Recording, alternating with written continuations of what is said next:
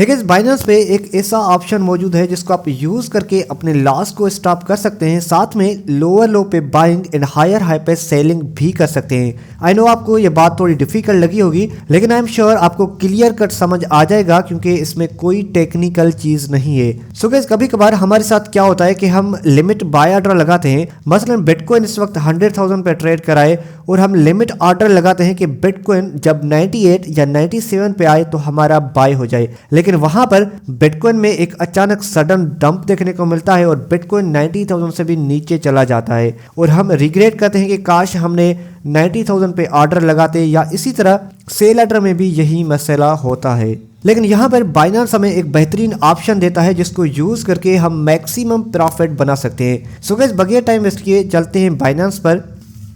यहाँ पर जाएंगे वॉलेट्स में।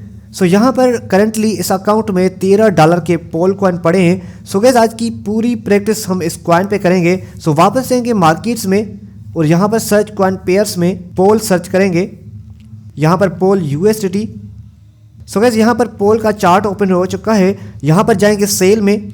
अब यहाँ पर ये जो लिमिट लिखा हुआ है, अगर इसको क्लिक कर दें तो यहाँ पर काफ़ी ऑप्शंस शो हो रहे हैं, जैसे कि लिमिट है, market stop limit, stop market, trailing, OCO या अल्गो। सो गाइस, आज हम स्टॉप लिमिट को कवर करेंगे। सो यहाँ पर स्टॉप लिमिट लगाते हैं तो कुछ इस तरह का शो हो रहा है। यहाँ पर कुछ ऑप्शंस हैं जैसे स्टॉप USDT या लिमिट USDT। अब यहाँ पर सबसे पहले हमारे पास 26 पोल कॉइन्स पड़े हैं जो कि हमने 0.50 सेंट्स पे बाय किए, यानी कि हमने पोल कॉइन बाय किया है 0.50 सेंट्स पे।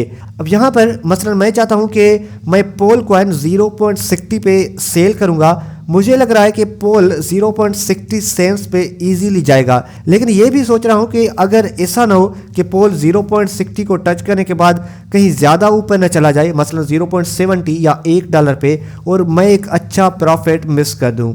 सो गाइस, इस सिचुएशन के लिए बाइनेंस ने एक बेहतरीन ऑप्शन दिया है स्टॉप लिमिट का। अब यहाँ पर सवाल ये आता है कि स्टॉप लिमिट को यूज़ किस तरह किया जाए।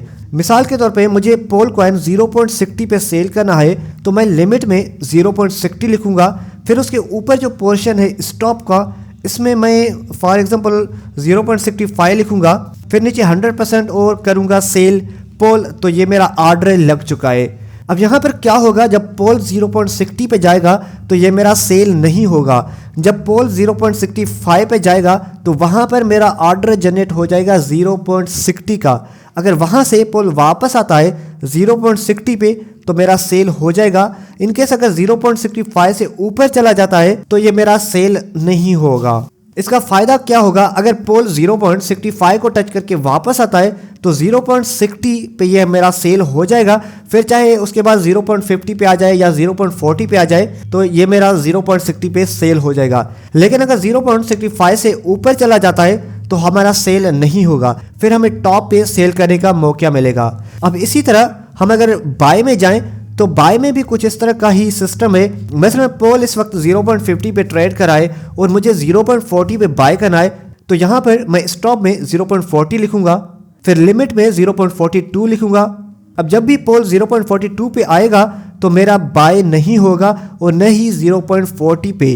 बाय तब होगा जब 0.40 पे आएगा, फिर वहाँ से 0.42 पे जाएगा तो फिर बाय हो जाएगा। इसका फ़ायदा क्या होगा, अगर मार्केट में एक सडन डंप आता है, जैसे 2 दिन पहले बिटकॉइन में 10,000 का डंप देखने को मिला था, लेकिन उसी टाइम बाउंस बैक कर गया। इसी तरह अगर पोल 0.50 से 0.40 पे चला जाए तो वहाँ पर मेरा ऑर्डर जनरेट हो जाएगा 0.42 का।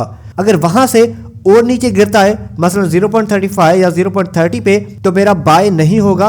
हाँ, अगर 0.40 को टच करने के बाद 0.42 पे आता है तो बाय हो जाएगा। इसे समझ लें कि आप एक चलती ट्रेन पे चढ़ जाएंगे। सो गाइस, आई होप आपको समझ आया। मैंने ट्राई किया है एक शॉर्ट टाइम में आपको समझाने का। सो गाइस, आई होप आपको समझ आ चुका है। अगर फिर भी कोई डाउट है तो फील फ्री होकर कमेंट कर दें। बाकी गाइस, मिलते हैं अगली वीडियो में।